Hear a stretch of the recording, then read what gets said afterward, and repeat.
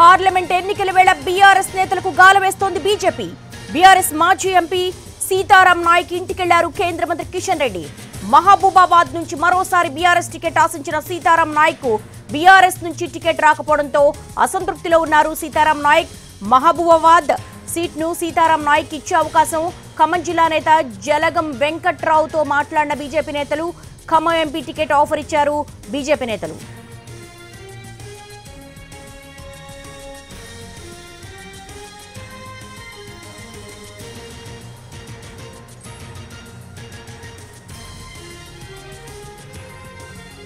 Parliament ఎన్నికల వేళ BRS నేతలకు గాలం వేస్తోంది బీజేపీ. బీఆర్ఎస్ మాజీ ఎంపీ సీతారాం నాయక్ ఇంటికెళ్లారు కేంద్ర మంత్రి కిషన్ రెడ్డి. దీనికి సంబంధించి మోర్ డీటెయిల్స్ మా ప్రతినిధి మహేష్ అడిగి మరిన్ని వివరాలు తెలుసుకుందాం. మహేష్, సీతారాం నాయక్ బీజేపీ ఇచ్చిన ఆఫర్ కు ఎంత వరకు యాక్సెప్ట్ చేసే అవకాశం ఉంది? దేవి, బీజేపీ తెలంగాణలో అన్ని స్థానాల్లో బలమైనటువంటి అభ్యర్థులను పెట్టాలని చెప్పేసి భావిస్తుంది. ఇప్పటికే ఆ పార్టీ 9 పార్లమెంటు స్థానాలకు అభ్యర్థులను ప్రకటించింది. మరొక 8 పార్లమెంటు స్థానాలకు అభ్యర్థులను ప్రకటించాల్సింది. అయితే ఈ 9 స్థానాల్లో కూడా 2 బీఆర్ఎస్ నుండి వచ్చినటువంటి ఎంపీలకు టికెట్ ఇచ్చినటువంటి నేపథ్యం. ఏదైతే జహీరాబాద్ ప్రస్తుతం సిట్టింగ్ ఎంపీగా ఉన్నటువంటి బీబీ పాటిల్కి జహీరాబాద్ టికెట్ను బీజేపీ ఇచ్చింది. అదేవిధంగా నాగర్ కర్నూల్ ఎంపీగా ఉన్నటువంటి రాములు పార్టీలో చేరినటువంటి నేపథ్యంలో ఆయన కుమారుడు భరత్కి నాగర్ కర్నూలు టికెట్ ఇచ్చినటువంటి నేపథ్యం. వీరిద్దరు కూడా బీఆర్ఎస్ నుండి బీజేపీలోకి వచ్చినటువంటి పరిస్థితి.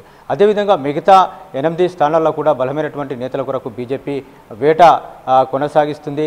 ఎవరైతే బాగుంటుందనే దానిపైన ఆలోచన చేస్తున్నటువంటి నేపథ్యం. ఇందులో భాగంగా ఖమ్మం సంబంధించినటువంటి పార్లమెంటు స్థానానికి వివిధ పేర్లను పరిశీలించినటువంటి బీజేపీ మాజీ ముఖ్యమంత్రి తనయుడు జలగం వెంకట్రావుతో కూడా సంప్రదింపులు జరిపింది. ఈరోజు లేటెస్ట్ డెవలప్మెంట్ ఉమ్మడి ఆంధ్రప్రదేశ్ మాజీ ముఖ్యమంత్రి కిరణ్ కుమార్ రెడ్డితో జలగం వెంకట్రావు భేటీ అయ్యారు. ఈ భేటీ సందర్భంగా జలగం వెంకట్రావు బీజేపీలో చేరేందుకు సుముఖత వ్యక్తం చేసినట్టు మనకు ఉన్నటువంటి సమాచారం. ఆయన ఖమ్మం పార్లమెంట్ అభ్యర్థిగా పోటీ చేసేటువంటి అవకాశం ఉందని చెప్పేసి బీజేపీ వర్గాల నుండి మనకు ఉన్నటువంటి సమాచారం దేవి. అదేవిధంగా కొద్దిసేపటి క్రితమే బీజేపీ రాష్ట్ర అధ్యక్షులు కేంద్ర మంత్రి కిషన్ రెడ్డి మహబూబాబాద్ మాజీ ఎంపీ బీఆర్ఎస్ నేత సీతారాం నాయక్ ఇంటికి వెళ్ళారు. సీతారాం నాయక్ ఏదైతే మహబూబాబాద్ టికెట్ ఆయన ఆశించారో ఆయనకు ఆ టికెట్ ఇవ్వనటువంటి నేపథ్యంలో ఆయన అసంతృప్తితో ఉన్నటువంటి పరిస్థితి.